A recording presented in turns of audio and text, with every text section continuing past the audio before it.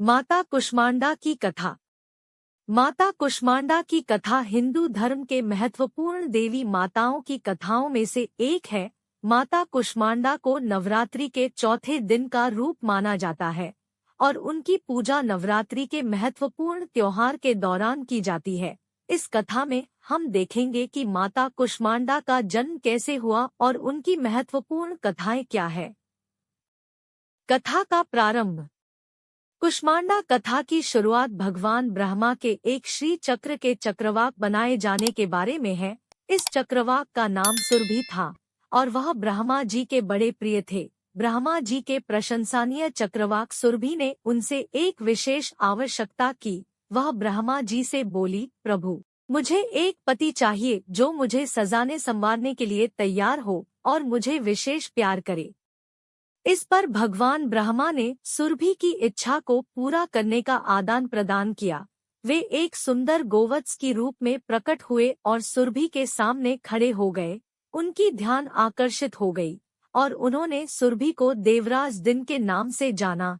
उनके साथ हुए विवाह के बाद दिन और सुरभि कुष्मांडा देवी के रूप में जन्मे, जिन्होंने ब्रह्मा जी के बड़े प्रिय चक्रवाक की आवश्यकताओं को पूरा किया। माता कुष्मांडा का स्वरूप।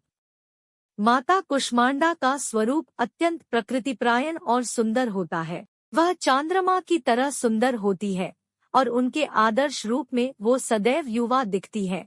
माता कुष्मांडा का चित्रण वे होता है।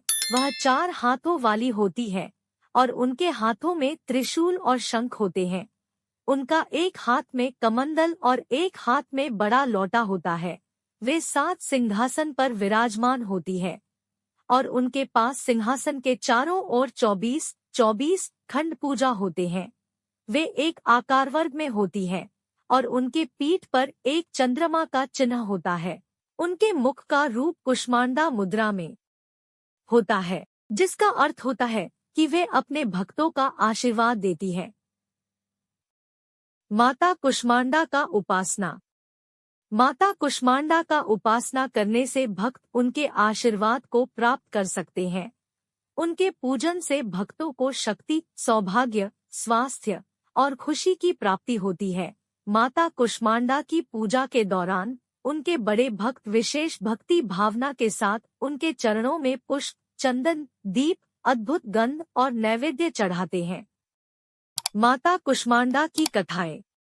1. सुरभि की आवश्यकता। माता कुष्मांडा की कथा की शुरुआत उनके अपने भक्त दिन और सुरभि के संवाद से होती है, जिनकी इच्छा पर माता कुष्मांडा प्रकट हुई थी। इसके बाद वे उनकी अद्भुत आराधना और उपासना करने लगे।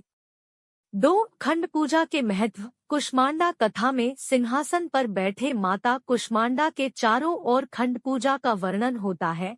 यह खंड पूजा भक्तों के लिए महत्वपूर्ण होती है और उनके जीवन को शुभ बनाने में मदद करती है। 3. अपने भक्त की सफलता। माता कुष्मांडा की कथा में दिखाया जाता है कि वे अपने भक्तों की सफलता के लिए हमेशा प्रसन्न रहती है और उनके प्रार्थनाओं का पालन करती है। 4. नवरात्रि में पूजा। माता कुष्मांडा की पूजा नवरात्रि के चौथे दिन की जाती है और भक्त इस दिन माता कुष्मांडा की आराधना करते हैं। इसके द्वारा वे अपने जीवन में खुशियों और समृद्धि की प्राप्ति करते हैं। 5. माता कुष्मांडा के चमत्कार। कुष्मांडा कथा में कुछ अद्भुत घटनाएं भी वर्णित होती है, जैसे कि वे अपने भक्त को सफलता और समृद्धि प्रदान करती है। माता कुष्मांडा की कथा का समापन। माता कुष्मांडा की कथा हमें यह सिखाती है कि भक्ति, श्रद्धा और समर्पण के साथ हम अपने जीवन में सफलता प्राप्त कर सकते हैं।